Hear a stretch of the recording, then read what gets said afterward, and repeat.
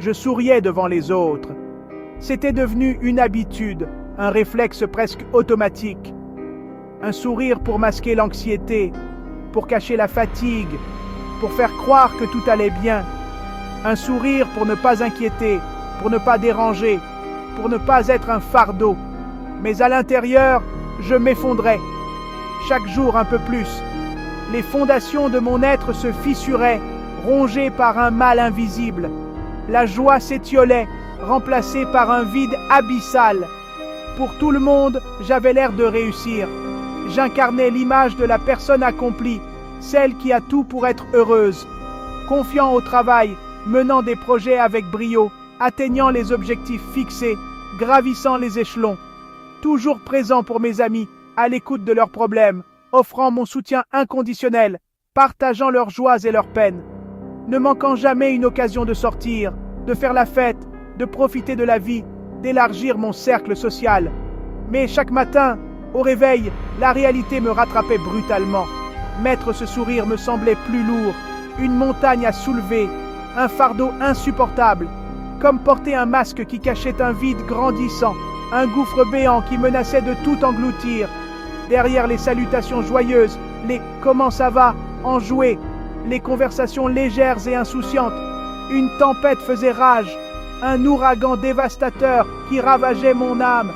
J'étais un fantôme dans ma propre vie, un spectateur impuissant de mon propre naufrage, trompant tout le monde, même moi-même, me persuadant que tout allait bien, que je pouvais gérer, que j'étais fort.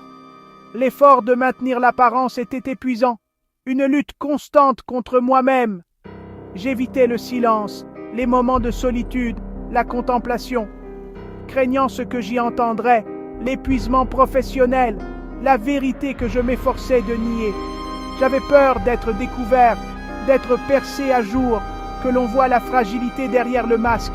Que penseraient les gens, mes proches, mes collègues, s'ils savaient la vérité, s'ils voyaient le vrai moi, celui qui se débattait, celui qui était au bord du gouffre, celui qui ne ressentait que de l'épuisement et de la tristesse, celui qui avait perdu tout espoir. Alors, je m'accrochais au masque, désespérément, comme un naufragé à une bouée, le renforçant à chaque rire forcé, à chaque sourire contraint, à chaque parole rassurante, jusqu'à ce que les fissures commencent à apparaître, trahissant la fragilité de l'édifice. Et je savais, au fond de moi, que ce n'était qu'une question de temps, que bientôt il se briserait en 1000 morceaux irréparablement, me laissant exposé et brisé, vulnérable et démuni, face à la réalité de mon propre désespoir. Ma vie sociale était une performance et j'en étais la vedette. J'acceptais toutes les invitations, toujours présentes, toujours en pleine forme. Les gens me voyaient comme énergique, gérant les engagements avec aisance. « Je ne sais pas comment tu fais », disaient-ils. Je me contentais de sourire, mais à l'intérieur, je ne ressentais rien.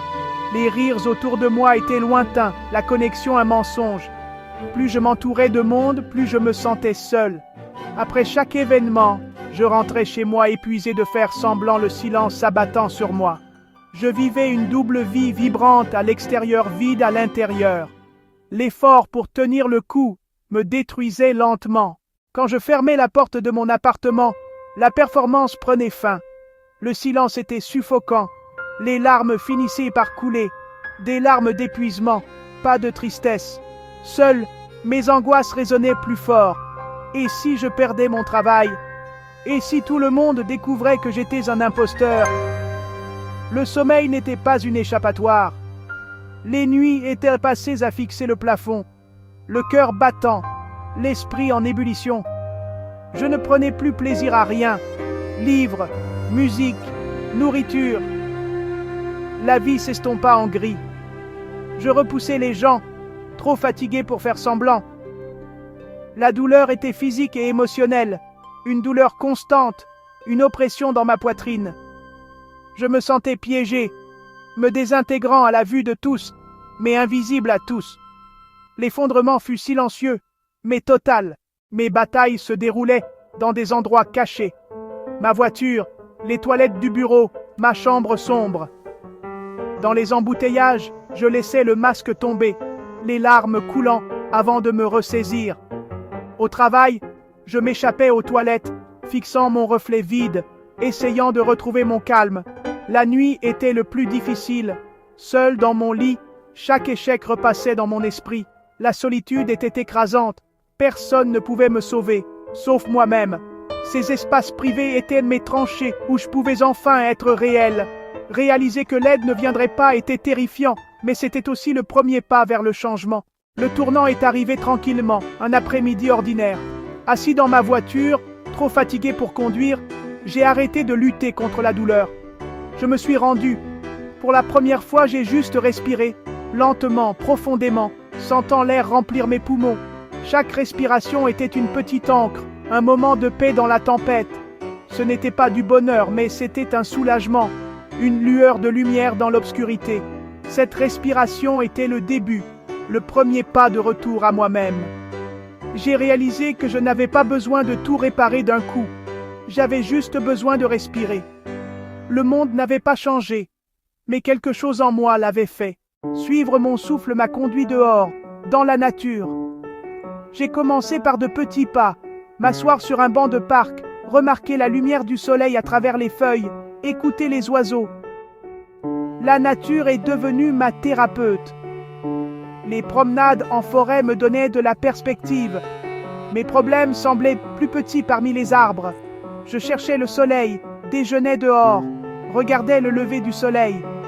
Ces rituels me rappelaient que l'obscurité n'est pas permanente. La nature ne me demandait rien. Je pouvais simplement être triste, fatigué, mais accepté. En compagnie silencieuse des arbres, j'ai commencé à guérir. Le monde a recommencé à me sembler sûr. La guérison fut lente, très lente.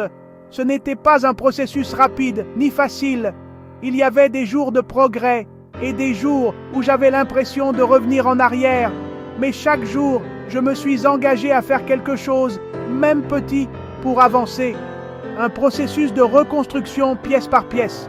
Chaque petit geste comptait. Chaque petite victoire était une étape importante. C'était comme assembler un puzzle complexe, où chaque pièce devait être soigneusement placée pour révéler l'image complète. J'ai commencé par des mouvements doux, des gestes simples pour réveiller mon corps en douceur. Yoga, étirement conscient, des pratiques qui m'ont aidé à me reconnecter à mon corps et à calmer mon esprit. J'ai appris à écouter les signaux de mon corps, à respecter ses limites et à lui offrir la douceur dont il avait besoin, traitant mon corps avec gentillesse, comme si c'était un ami blessé qui avait besoin de soins et d'attention.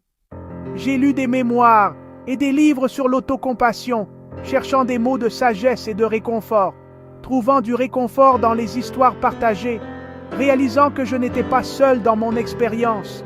Ces récits m'ont offert de l'espoir et m'ont rappelé que la guérison est possible. Écrire dans un journal m'a aidé à donner forme à mon chaos intérieur, à démêler mes pensées et mes émotions, en diminuant son emprise sur moi, en me permettant de prendre du recul et de voir les choses plus clairement. Je me suis concentré sur les amitiés véritables, celles qui me nourrissaient et me soutenaient, laissant tomber les interactions épuisantes, celles qui me vidaient de mon énergie et me laissaient me sentir plus mal qu'avant. Je me suis confié à un ami proche, partageant mes peurs et mes vulnérabilités, et leur compassion a brisé mon isolement, me rappelant que je n'étais pas seul et que j'avais le droit d'être soutenu.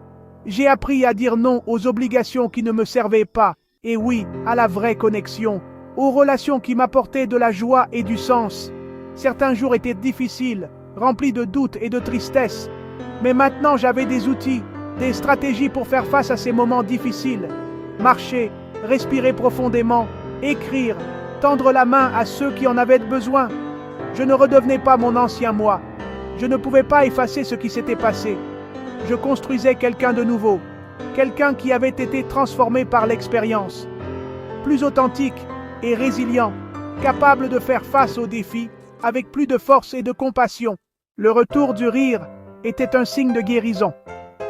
Au début, ce n'était qu'un petit sourire. Puis, un jour, un rire réel et profond m'a surpris. La joie est revenue par petits moments, une bonne tasse de thé, un coucher de soleil, une blague d'un ami. Le monde a retrouvé ses couleurs. Je me sentais plus léger, plus connecté. Les amitiés se sont approfondies, bâties sur l'honnêteté et la vulnérabilité. Je ne jouais plus, j'étais simplement. Le rire était plus qu'un son, c'était mon âme qui reprenait vie. C'était le son de l'espoir.